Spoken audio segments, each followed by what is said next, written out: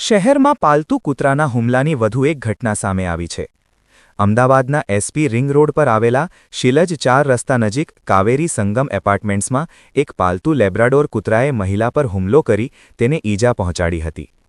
આ ઘટના 20 જાન્યુઆરીના રોજ બની હતી, જે બાદ પાલતુ કૂતરાઓને મંજૂરી આપતી હાઉસિંગ સોસાયટીઓમાં રહેતા લોકોની સલામતી અંગે ફરી એકવાર ચર્ચા શરૂ થઈ છે। વાયરલ થયેલા સીસીટીવી ફૂટેજ મુજબ પીડિત મહિલા રહેણાંક મકાનની સીડી ચઢી રહી હતી। તે દરમિયાન ઉપરના માળે રહેતી એક યુવતી પોતાના પાલતુ લેબ્રાડોર કૂતરાને પટ્ટા પર રાખીને નીચે ઉતરી રહી હતી। મહિલા કૂતરાથી બચવા પાછળ હટવાનો પ્રયાસ કરે છે, પરંતુ કૂતરાના માલિક તેને ખેંચે તે પહેલાં કૂતરાએ મહિલાના પગ પર હુમલો કરી ઈજા પહોંચાડી હતી। ઘાયલ મહિલાની ઓળખ હિનાબેન પટેલ તરીકે થઈ છે। તેઓ અરવલ્લી જિલ્લાના ધનસુરા તાલુકાના આકરુંદ ગામના નિવૃત્ત સરકારી શાળાના આચાર્ય છે। હિનાબેન પટેલ તેમના પતિ જશવંતભાઈ પટેલ સાથે અમદાવાદમાં રહેતી તેમની પુત્રીને મળવા આવ્યા હતા। ઘટના બાદ હિનાબેન પટેલ પોતાના વતન પરત ફર્યા, જ્યાં આકરુંદના પ્રાથમિક આરોગ્ય કેન્દ્રમાં તેમની સારવાર કરવામાં આવી। ડોક્ટરોએ તેમને 4 હડકવા વિરોધી ઇન્જેક્શન લેવાની સલાહ આપી છે। પીડિતાના પતિએ જણાવ્યું કે જ્યારે તેમણે કૂતરાના માલિકનો સામનો કર્યો ત્યારે તેમને જવાબ મળ્યો કે કૂતરો મારા બાળક જેવો છે, તમે જે કરવું હોય તે કરો। આ જવાબ બાદ પરિવારે ઔપચારિક ફરિયાદ નોંધાવવાનો નિર્ણય લીધો।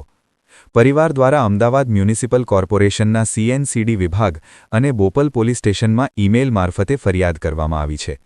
સ્થાનિક રહેવાસીઓએ પણ જણાવ્યું છે કે આ જ પાલતુ કૂતરા સામે અગાઉ અનેક ફરિયાદો થઈ ચૂકી છે।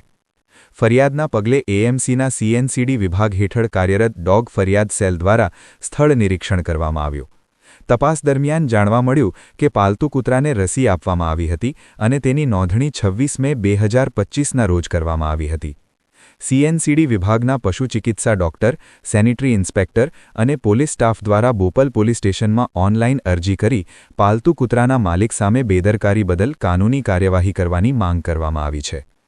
અરજીમાં પાલતુ કૂતરાને અસુરક્ષિત રીતે ફરવા દેવું, અન્ય લોકોને ઈજા પહોંચાડવી, હેરાનગતિ સર્જવી અને પૂરતી સાવચેતી ન રાખવાના મુદ્દાઓનો સમાવેશ કરવામાં આવ્યો છે। અમદાવાદ મ્યુનિસિપલ કોર્પોરેશને જણાવ્યું છે કે આ ઘટનામાં સામેલ સફેદ લેબ્રાડોરને માલિક પાસેથી જપ્ત કરીને મ્યુનિસિપલ કોર્પોરેશનના ડોગ શેલ્ટરમાં રાખવામાં આવ્યો છે, જેથી ભવિષ્યમાં વધુ નુકસાન અટકાવી શકાય। આ મામલે પોલીસે પાલતુ કૂતરાના માલિક સામે જરૂરી કાનૂની કાર્યવાહી શરૂ કરી છે।